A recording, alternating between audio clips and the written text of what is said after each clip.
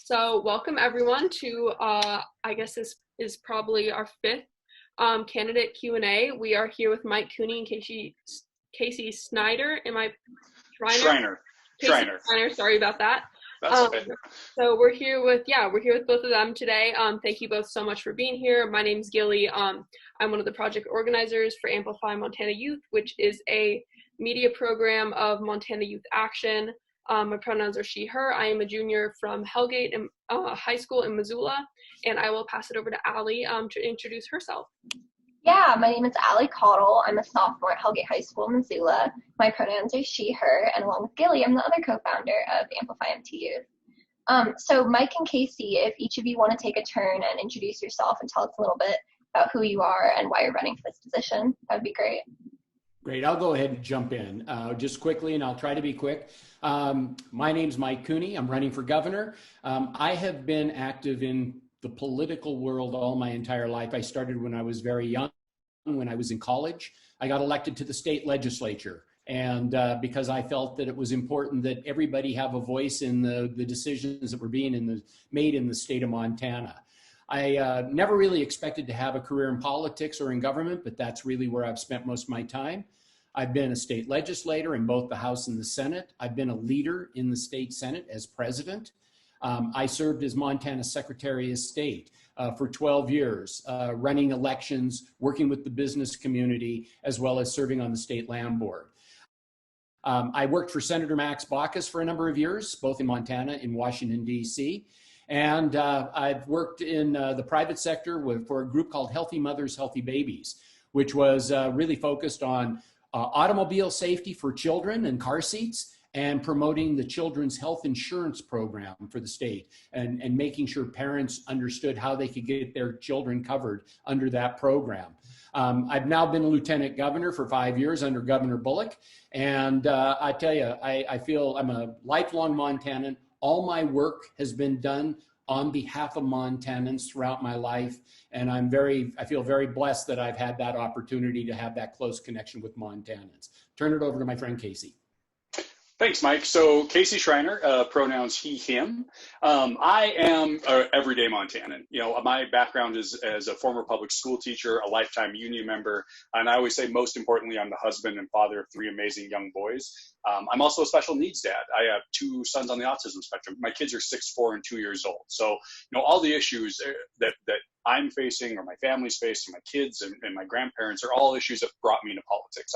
I decided to get involved in the Montana State Legislature, where I currently serve as the Democratic leader in the Montana House, because I feel like Montana's working families should always have a seat at the table and a chance to get ahead. Basically, all my passions strive from trying to make sure that everybody in Montana has a fair shake and everyone has a fair shot and has the ability to actually impact government and see, you know, the opportunity for opportunities. So that's kind of me in a nutshell. I'll be super brief, and I really appreciate you guys having us. So first off, this has kind of been a hot topic, especially in recent months, and it will potentially be on the ballot this fall. But do you support the legalization of recreational marijuana? Well, let me say this. I think that we have to look at what's happening around the state of Montana. I think there's been 11, 12 states already pass some form of recreational use of marijuana. I think it's how we end up doing it in Montana that I think is most important. But I do think that the legalization is going to come to Montana. We need to make sure that what the initiative, and I've looked at the one initiative that seems to be talked about the most. It talks about how we tax it. It does talk about where the money is supposed to ultimately go from those taxes. I think we also need to make sure that, and I think in rural this would have to be done, that we have to make sure of the quality of the product in Montana, just as we do currently with the medical marijuana process. And we need to make sure how we deal with our medical marijuana patients at this point, and make sure that they're involved in the discussion as well. So I just think, we need a Montana solution to this issue. I've looked at the initiative. There are some questions I have about it, but I think overall, I think it's a good question to bring before the people of Montana. I think Montana should take a good hard look at it. I think that it is something that I would support when it comes to if it makes it on the ballot. If it doesn't get the support it needs to get on the ballot, this discussion needs to continue to happen in Montana down the road, because eventually it is a decision that's going to be made, and we need to make sure we're making it in the best interest of Montana, just using some of the examples I gave earlier. Thank you. How would you address the affordable housing crisis? Well, I think, as far as affordable housing crisis, I mean, it's throughout the state of Montana. I don't think there's any community, large or small, who won't tell you that housing, and affordable housing in particular, is a real problem in their areas. And it's an economic development problem, because if you don't have a place where your workforce can live and live affordably, you're not going to be able to attract people to the workforce. I've talked about the possibility of setting up and going to the legislature and setting up a trust fund for housing, to make more funding available for affordable housing. That takes a lot of money. And, that could be a bit of a challenge with the COVID situation, where we might see state revenues going, even though I think we're going to be in better shape than most. But I think it's an idea that we need to have the discussion about. There are opportunity zones around the state as well that I think those kind of plans could be used to increase investment in the state of Montana by private sector to help bring more affordable housing to Montana. Housing is a difficult problem, and it's an expensive problem, but it's one that we have to deal with. And we need, it's something that should have been worked on a while ago. We need to be working on it now. And I think those are a couple areas where I think we could make some real progress. I don't know, Casey, if you have any comments to make. No, I mean, I've had the opportunity to actually work on legislation in my time in the legislature to help actually incentivize development around Montana for affordable or / workforce housing. My community in Great Falls, it was the number one issue for community development and economic development, as highlighted by our EDA and our realtors a couple of years past. So I mean, it's a big issue, and it's something that we will definitely look to address. And one other thing, I think, there are a number of federal programs out there, and there are other state programs that we have, and I think we need to be looking at ways of maximizing our access to those, working with our federal partners to try to encourage more federal support so that we can get more investment, make it less burdensome for local communities in the state in order to engage in building more affordable housing in their communities. So, there are a number of approaches, but it certainly needs to be a priority. Awesome, thank you. So next question, do you support raising the minimum wage in Montana? Well, I think the minimum wage right now in Montana is tied to an inflationary factor. We're one of the first states, I think, to do that. But we know that in other states, they're looking at raising the minimum wage substantially. I think we need to, what I want to do is I want to make sure that we're creating jobs that are going to pay very good living wages. That's where I want to see Montana's workforce. I don't want to see them depending on a minimum wage. I want to make sure we're giving them opportunities to find employment that will pay them a really good salary, that will allow them to raise their families or do whatever it is they want to do in Montana and not have to worry about it. And how do we do that? We do it through making sure we continue to have an incredible public education system in Montana, that we are making sure our young people are getting the training that will help them get out and meet the needs of the new world economy that we see developing all around, making sure they can compete with anybody in and around the world. We need to make sure that our apprenticeship program is training people to make sure they're not racking up a lot of student debt, and they're getting paid while they learn their trade. And when I say trade, I'm not just talking about carpentry and electricians and plumbing. Those are very important, don't get me wrong, but apprenticeship can be used in information technology, the finance world, pharmaceutical. We need to take more advantage of those types of programs in order to raise allow Montanans to go out and earn very, very good living and to be able to support their kids. So that's where I think we need to place our emphasis. I'm not anxious in people having to depend on a minimum wage. I'm depending on making sure people have the opportunity to earn good wages.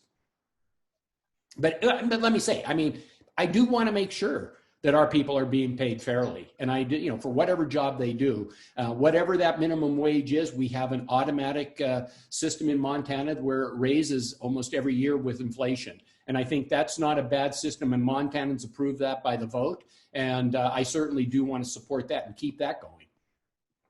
Thank you. Casey, before we move on, do you have anything else to add to that? Yeah, no, I mean, I have always supported a progressive minimum wage based on, the inflationary index, essentially, saying so that we know as cost of living goes up, people aren't actually losing money on the back end. And I think Montana's been great in what we've done thus far. The one thing that I think we always have to consider is what our business owners, specifically the small business owners, the people who got 3 or 4 employees, having them at the table. And we always talk about what a minimum wage looks like, making sure that people, but my number one priority in running for office is making sure people make a decent wage and can raise their families by having a job. All right, thank you. How do you see Montana transitioning towards renewable energy? It's happening. It's happening right before our eyes. And I think it presents a great deal of opportunity for the people of Montana. But having said that, we can't forget that Montana's energy has been an energy king when it comes to oil, gas, and coal in the state. But we also know that the world is transitioning away from those types of energy production. And they're demanding that we move toward renewable energy in the state of Montana. We're very lucky. For over 100 years, we've been able to do a lot with our traditional energy development. And we know we have great opportunity when it comes to our renewable. We have great capacity when it comes to solar, wind, geothermal, and other forms of renewable energy. We need to be on the cutting edge. We need to not be waiting for this to pass us by. If we want to continue to be an energy development giant in this world, this is our opportunity. And I think that it gives Montanans a great opportunity. Now, it's going to be a transition. We're not going to go from no oil, no gas, no coal overnight. It's not going to happen. And we know that there are Montana families right now who are still involved in those industries, and they're going to be in the middle of this transition. We need to make sure that we're dealing with those people. We need to make sure they're getting the training they need to move them into the renewable area. We need to give them support all we can in those areas, so as they're making this transition, they're not being punished. And I think we have great opportunity there. As individuals, I'm in my house right now. On my roof, I have solar panels. My wife and I put those solar panels on about 10 years ago because we thought it was the right thing to do. And we think that people need to be responsible themselves, but we also know that as a state, this is the next generation. This is where our customer base is going to be, and they're going to demand it. We need to be out there forcefully engaged in this and moving down the road faster than we are now. Climate change, let me just put it this way. I believe in science. There is a problem. We need to deal with it, and we can't ignore it. Thank you. Yeah, so you kind of touched on this, but how would you address job dislocation in a kind of shifting energy sector in Montana? Sure. Again, it's through training. We have, the people who are working in the traditional energy sector right now are very talented people. They're very, they know what they're doing. A lot of the skills that they have are going to be easily transferable as we move into the more renewable area. We need to, as a state, be prepared to help them along that way with that training. And we have programs right now. For instance, you've got the people down in Colstrip. And, we've seen Colstrip 1 close down, and I think 2 is closed or in the process of closing. And so, there are going to be people who will ultimately be, dislocated from those jobs. And we need to be down there working with them to make sure that they are given the opportunity, if they so choose, to get additional training so that they can be well prepared to move into the new renewable energy area, or whatever jobs that they may want to pursue in their careers. So I think we need to be mindful of that. These are Montanans who are taxpayers, they've worked hard, and I think we need to respect that. And we need to be there to assist them as we're going through this transition. Now, Casey and I are the only two in this race who have been involved in workforce development. And, maybe Casey wants to add a little something about what that means.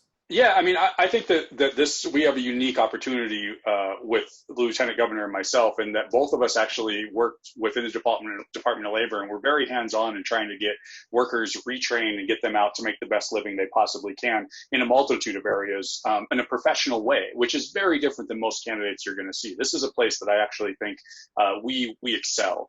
The other piece to it too is, Mike and I have a history of understanding just on a personal level what this looks like. I always say that my family was an extraction family.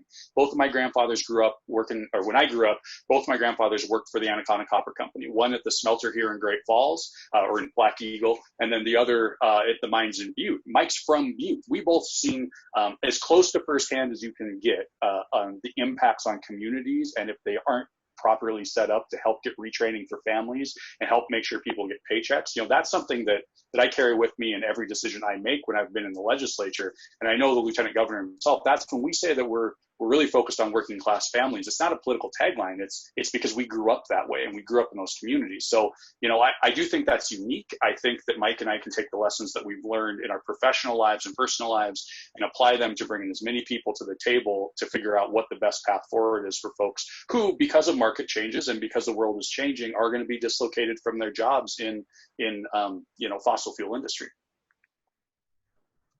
Of course. Thank you. Just along similar lines, would you support any further pipeline projects through sovereign indigenous land? Well, I think any pipeline project that would want to come through Montana, and especially going through any of our Native American nations, needs to work very closely with those sovereign nations and respect their rights. I mean, it's one of the things with the Keystone Pipeline that I've said all along is, even if they've complied with all the existing laws in Montana that have allowed them to get permitted, because I think they were permitted under Governor Schweitzer, they still have to do everything they can to respect the native sovereignty and the concerns that they have over their water situation with that pipeline. We also, as a state, have the authority, and I think, to make sure as this pipeline is being constructed, or any pipeline is being constructed, that we're watching it very, very carefully to make sure they are using the best technology, that they are doing everything they can to protect our water, our land, and because we know pipelines are built by humans, they are not infallible. They are something that at times will have problems and break.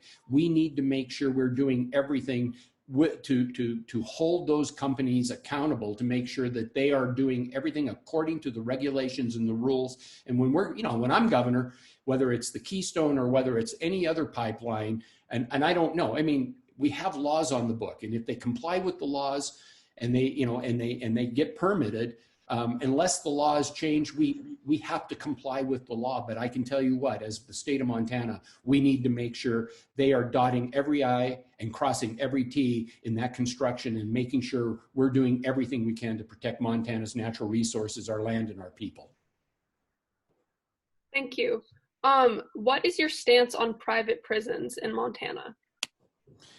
Well, I prefer, we have one private prison up in Shelby. And that has been a long-standing arrangement that we've had in the state of Montana. But I think personally, privatization is a very difficult, it's not a great decision all the time. I think that we're better off. I'm not, let me just put it this way. I'm not a big fan of privatization. I don't think it ever really pencils out the way it should.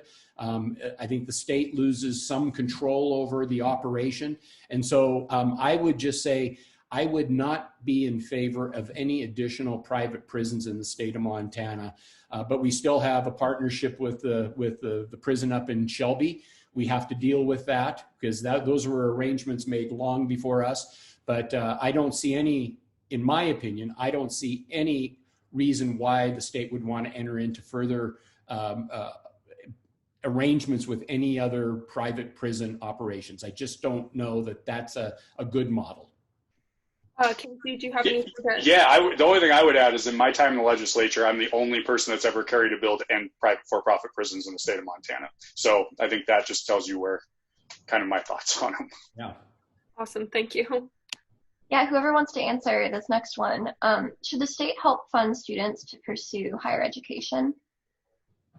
Go ahead, Case. Yeah, yes, of course. I mean, I think that we've worked really hard over the last few years to actually, I mean, Montana, as far as funding of need-based aid, was in a dismal place up until really the last session when partnership with Lieutenant Governor Cooney and legislative leadership in a bipartisan way was able to pass. We didn't get as much as we wanted. You know, we had some pushback from our colleagues on the other side of the aisle, but yeah, for sure. I mean, in a growing world where this paradigm of K through 12, which we always focus on as public education, is a big deal, but it's changed. We require post-secondary stuff to consider somebody, you know, for many jobs. There was a time that a high school diploma gave somebody, you know, a real leg up in life. And as a guy who was a high school science teacher, I will tell you, it's changed. We should be focused on funding pre-K all the way through helping out, you know, at the university system. I mean, it would be great if we lived in a world that public education covered the whole gamut. Now, the financials of that are not realistic, and given specifically the COVID situation we're in.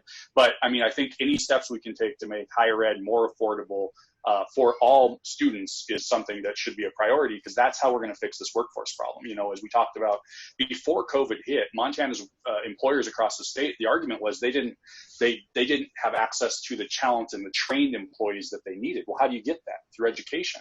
Well, if you're asking somebody for a $3 an hour wage, but they got to go put themselves $20,000 in debt, that doesn't make any sense. So, you know, this is definitely something I think Mike and I feel passionately about. You know, we're very pro public education, trying to get Montana's students the best help they can, which in turn makes our economy flourish. Yeah. Just, you know, Casey being a former teacher, I think that's one of the reasons I wanted to take a shot at answering that, because I do think it is something we're very committed to education. But we also have to understand, too, that there are other opportunities for students where maybe higher education or a formal college education may not be what they need or what they desire. So we need to also look at ways of expanding those opportunities for Montanans as well, through apprenticeship, through certificate programs. And there are a number of options. And I think we need to be very aggressive at being very creative to make sure that Montana kids, and they're not all kids, but Montana learners have the opportunity to grow and expand and to achieve what they need to achieve. Thank you. Now, Casey, you kind of mentioned this, but what is the responsibility of the office you all are running for in dealing with the fallout from COVID-19? I think that the responsibility of the governor's office in partnership with the lieutenant governor is to make sure that Montana is moving forward and that our people are protected, but yet we're creating an environment that, as always is the case, has opportunity for Montanans to flourish and be competitive in the world market. I think in general, that's the job, to make sure that we're providing services that Montanans are demanding of their tax dollars, but doing it in a responsible way that doesn't pick winners and losers, but we definitely are giving people an opportunity to get a leg up. I think that's what government's function is. And I believe that government ran well is a good thing. You know, we look at right now, I'm dealing in the legislature with a circumstance where you have some legislators calling for us to massively cut government services at a time when people need help, which doesn't make any sense. And I think that having a strong, you know, we're very lucky that we've had the leadership of the governor and lieutenant governor in this COVID situation. And frankly, I think it's what makes it so important that Montana's next governor and lieutenant governor can hit the ground running, that aren't going to have to learn on the job. I think that Mike and I are in a situation where we actually have those built relationships from being successful in doing things like passing Medicaid expansion, infrastructure packages, funding for education, whereas others, they're going to have an uphill battle to build those relationships at first, which is not their fault necessarily. It's just that Mike and I have been involved and we've been doing this. So I think that's the role that the roles we're in. I think as the lieutenant governor, my role, and I think is important, and I say this to Mike and folks on the phone, is the lieutenant governor position is important. You know, you're talking about, God forbid something happens, that person is now the governor of the state of Montana. And I think it's so important that people consider that when they're looking at tickets and figuring out who's best, because, you know, Mike's going to be a great governor. But I've been working my butt off as well, that in the event that something were to happen and I had to step in, that I'm as well prepared to carry on Mike's vision as we possibly can. So I think that's the role of the lieutenant governor. Also to, you know, I think Mike and I have talked from my role, I'll probably play a role in hopefully some workforce things, some education background. As a special needs dad, which is unique for somebody, I think in a position of lieutenant governor in the country, I think I would be, it'd be appropriate for me to play a hand in how we help parents that are in our same circumstance. You know, I don't walk in anyone's shoes, but we have similar paths at times. So I think that's my answer. It was long, sorry. And Mike, since you're the current lieutenant governor, you're seeing a lot of what's going on. What do you think the new normal will look like in Montana? Wow, that's a great question. I wish I had a crystal ball and could tell you, but I mean, I think the new normal is going to be, it's going to be a change. There's no question about it. As we've seen since the COVID situation occurred, our lives have been turned upside down. Nobody has been unaffected by this whole thing. And so we need to, I think what the new normal is going to be, perhaps people being a bit more cautious, even as things start to open up. I think some people are going to perhaps be excited and go out there and maybe not care. While other people are going to be very, very cautious, and I think looking to government for the best strategy on dealing with their day-to-day lives. Things are going to change. We don't, I'm hoping, the next school year can come off without a hitch, but I'm assuming that the schools and how the teaching is done is going to possibly look a little different than what it was pre-COVID. Doing business is certainly a lot different than it was pre-COVID.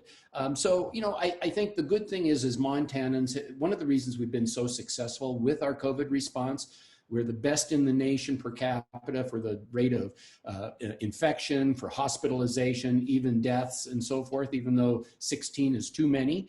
I have to say that we've done it because Montanans have really stepped up and taken it very seriously. And I think they'll continue to take it seriously. And whether we have a spike or we never see this thing again, we don't know. But I think it'll be a big change from what we knew before COVID.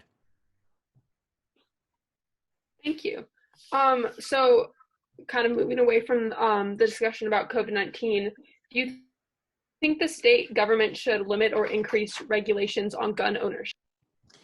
Well, I think, first of all, Montana is, first let me just say this. I support the Second Amendment. And I know a lot of people in Montana who own guns, and they're very responsible gun owners. So, I think we need to applaud that. But I do think that there are a couple things we should probably take a good hard look at. One of them is I do support a universal background check. So I think it's not a bad idea to make sure that when people are buying guns under any circumstance, that we understand what their background is, so we can hopefully keep guns out of the hands of really bad people who are going to not be responsible. The other thing I support is the red flag law, making sure that under very strict circumstances, courts and law enforcement can remove guns from people that will either be potential bring harm to themselves or harm to other people as a result of whatever the circumstance is. And I think we need those kind of protections when it comes to gun ownership. Thank you. So we've got a little under 6 minutes left, so we're going to move into some big picture questions that you can elaborate on a little bit. What do you think is the most pressing issue facing Montana that you would address if elected? Well, I think it's going to be jobs, basically. I think Montanans, right now we have a very high rate of unemployment as a result of COVID. I think there's a great deal of uncertainty. So I think jobs is going to be number one. But there are a lot of other issues out there that still remain on the top of a lot of people's minds: healthcare, affordable prescription drugs, making sure that climate is addressed. That's still something that is very much of concern to people in Montana. Our access and how we care for our public lands in Montana. That's another one. Dark money in politics. People are still concerned about the influence of outside groups coming in and spending copious amounts of money to try to make sure Montanans aren't the ones making the decisions. So I think there are a number of it, but I mean, it boils down to the economy, and it boils down to people's ability to make sure their families are being taken care of and they can live a good life that they want to live in Montana. Casey, would you like to add it all to that? Well, the only thing I would add is that I think it's important that the Lieutenant Governor outlined multiples, because they're all really tied together. I mean, just think about how much climate change is connected to the ag sector and the shift in growing seasons, and that the ability for farmers' families to make money that way, or how much climate change potentially has changed the outview worldwide of virus infections and virulency.